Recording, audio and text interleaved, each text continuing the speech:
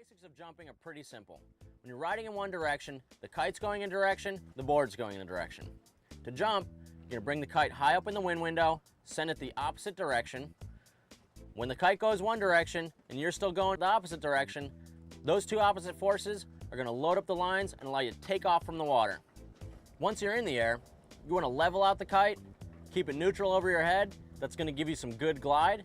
As you come down for your landing, bring the kite back in the original direction you're going, and that's gonna allow you to ride away with speed. Now let's take a closer look. With the progressive edge, what you wanna do is hook the board upwind.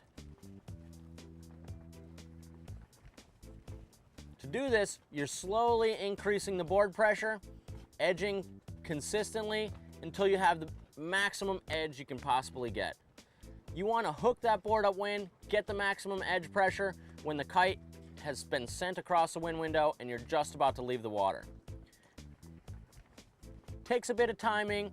The jumping part is all about timing. The bigger kite turns slower. It's gonna take a few seconds before you leave the water.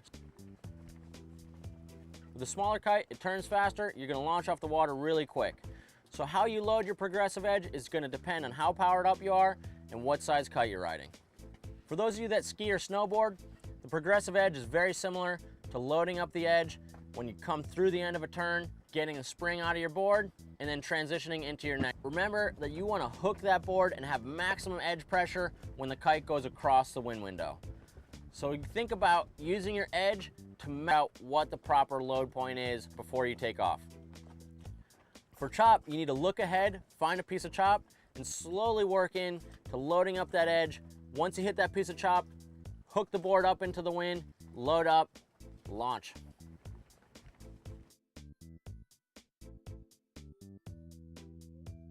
Pop. Everyone's always talking about pop, pop, pop, pop. You need more pop, you gotta get pop. Didn't have enough pop, pop this, pop that, pop everything.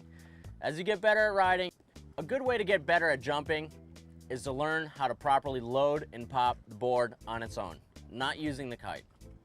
So for this segment, we're gonna keep the kite stationary in one position. Want to keep the kite about 60 to 70 degrees, basically where you would send the kite from if you were going to be boosting.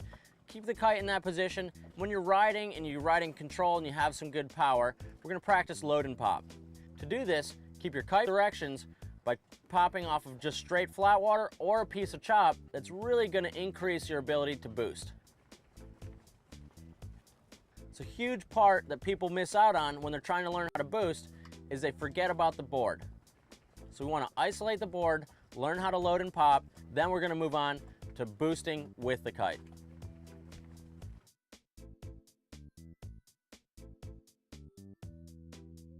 We've learned our progress speed.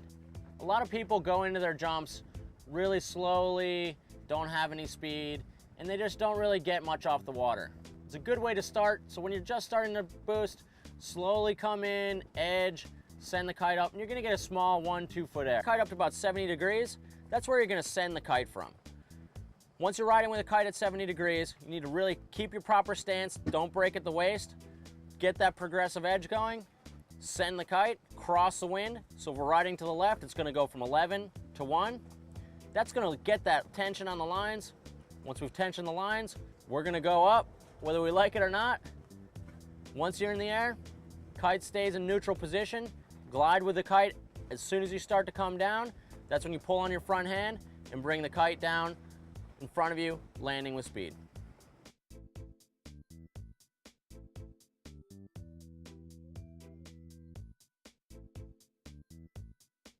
Board, send the kite.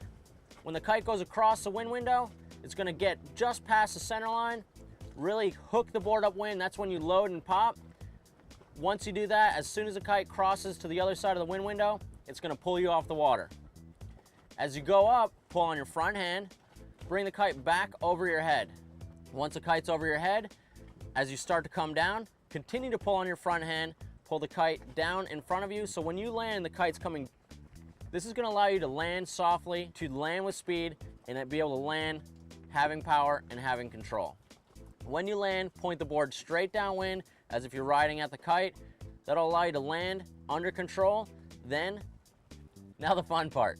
Troubleshooting boosting, when you send the kite and don't bring the kite back. Going around the horn is a really common mistake. A lot of times when people send the kite for their first few jumps, they send it really hard and they send it straight across the wind window. You do need to activate the kite, you do need to pull hard, but you want to send the kite diagonally up and across the wind window, not straight across the wind window through the middle. If you send the kite through the middle of the wind window, what happens is the kite goes from one side of the wind window to the other. You don't go up, you just go out and you go swinging way around the horn like a pendulum. When you land, the kite's way too far at the side of the wind window, the kite will normally crash and you just got a head full of water. A way to keep from doing this, make sure your kite position's right. You want to start the kite when you're sending it for a boost at 11, send it across the wind window to 1. If you send the kite from 10 to 2, you're going around the horn. The kite will then go from 10 o'clock straight across the wind window. You won't get that boost, you'll get pulled off your edge, you're gonna go flying way around the horn and you're gonna land in the water. The kite will be at the side of the wind window at 2. The second most common mistake people make when they're boosting is fear of the front hand. You can go up, but you're coming down really hard. A lot of times that happens because you send the kite from 11, it goes to 1, and then stays at 1. If you leave the kite at 1, you're gonna fall straight out of the sky and land hard on your butt. So when you go up, you make sure you're going. It's really important not to forget about your front hand in a jump. If you pull on your front hand, you'll come down with speed, you come down under control and have a soft landing.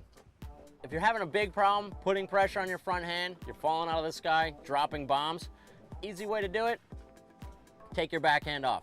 After you jump, you pull back the kite, you send it from 11 to 1, you go up, take your backhand off, power it up on your kite, and riding fast. With that comes good kite control, better board control, and really getting a strong progressive edge. If you want to go huge, keeps you edging hard all the way through sending the kite. Only time you can look at the kite is once you're in the air. But before that, don't even. Air transitions are an aerial way to turn. It's very similar to boosting, but you change directions as opposed to continuing in the direction you were riding in. Just like when we were learning our boosting, you want to start air transitions when you're a little underpowered, you're not too much power in your kite, so if anything goes wrong, it's not that big of a deal. If you're practicing air transitions when you're really powered up, no questions asked, that is a guaranteed yard sale. Work your way up one step at a time, and air transitions are a really fun, stylish way to turn around.